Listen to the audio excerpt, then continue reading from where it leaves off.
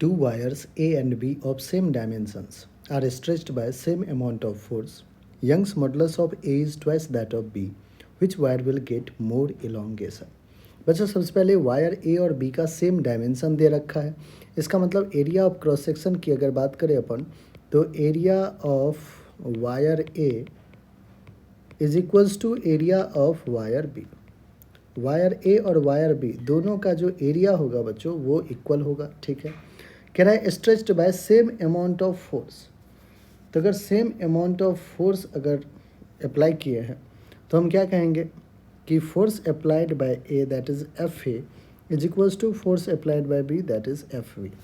Okay, Young's modulus of A is twice that of B. Young's modulus of A is 2 times of Young's modulus of B.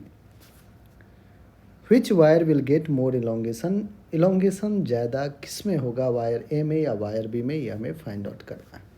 अरे बच्चों, Young's modulus का अगर एक अपन expression देखें तो Young's modulus होता है स्ट्रेस अपॉन ए स्ट्रेन।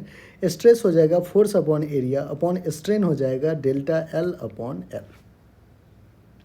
ठीक है, डेल्टा एल अपॉन एल क्या है हमारा?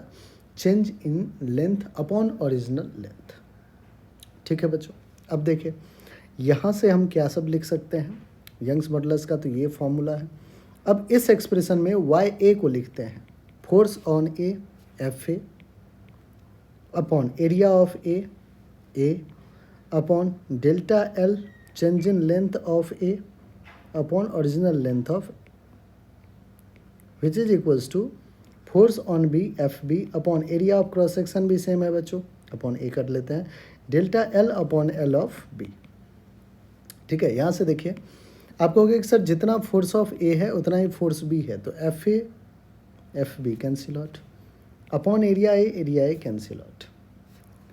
यहाँ से देखें तो डेल्टा एल अपॉन एल है, तो length of A upon delta L is change in length of A is equals to length of B upon delta L B. अब आप कहोगे कि सर लेंथ ऑफ ए और लेंथ ऑफ बी को आपने L L क्यों लिखा है? क्योंकि बच्चों ओरिजिनल लेंथ दे रखा है कि 2 wires A B of same dimension, तो लेंथ भी दोनों का सेम होगा, डायमेंशन सेम है, लेंथ भी सेम होगा। तो यहाँ से बच्चों आप एक चीज़ें देख सकते हैं। अच्छा, एक और चीज़ें, वाई बी के आगे 2 लगा हुआ है तो यहाँ आपको 2 लिखना होगा, यहाँ पे आपको 2 लिखना होगा।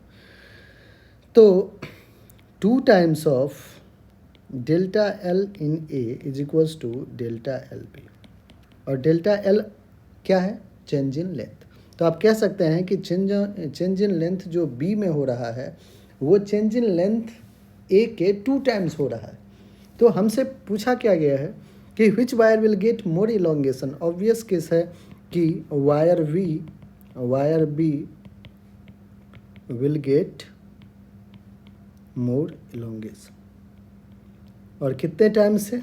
तो 2 times ऑफ वायर ए। अगर वायर ए में एल लेंथ का इलोंगेशन है तो बी में 2L लेंथ का इलोंगेशन होगा। ठीक है बच्चों, आई होप आपको हर एक स्टेप अच्छे समझ में आ गया।